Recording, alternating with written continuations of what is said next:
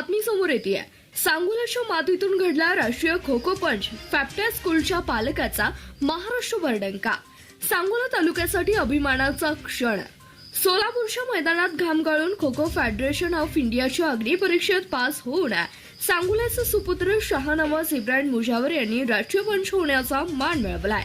5 जून 2026 रोजी जय जवान जय किसान प्रशाला सोलापूर येथे झालेल्या देश पातळीवरील पंच परीक्षेत शाहनवाज मुजावर यांनी बाजी मारली आहे. विशेष म्हणजे ते फॅप्टॅ पब्लिक स्कूलमध्ये आता 3री शिकणाऱ्या सिजान मुजावरचे वडील आहेत.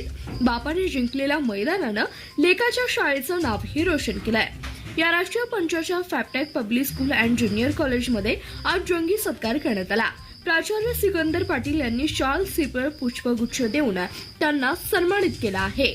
प्राचार्य पाटील गरजले, आमच्या शाळेचे पालक जेव्हा राष्ट्रीय स्तरावर चमकतात तेव्हा विद्यार्थ्यांना वेगळी प्रेरणा मिळते. शाहनवाज याच यश म्हणजे फॅप्टॅच्या क्रीडा संस्कृतीवर शिक्का मोहरत आहे. हे यश संपूर्ण सांगोला तालुक्यासाठी अभिमानास्पद आहे.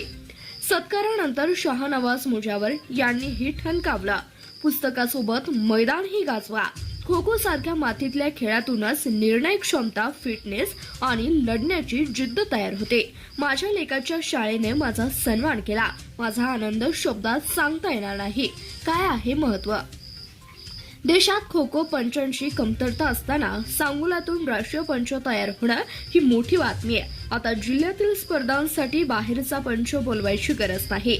सांगोल्याचा स्वतःच पंच तयार झालाय. शाळेतील शिक्षक, कर्मचारी व शेकडो विद्यार्थी टाळ्यांच्या कडकडाटात शाहनवाज मुजावर यांना शुभेच्छा दिल्या. या सत्कारामुळे फॅप्टॅच्या आवारात क्रीडा क्षेत्रात करिअर करण्याचं वातावरण तापलं आहे. धन्यवाद. प्रतिनिधी आरिफ तांबोळे, CBS न्यूज मराठी, सांगोला.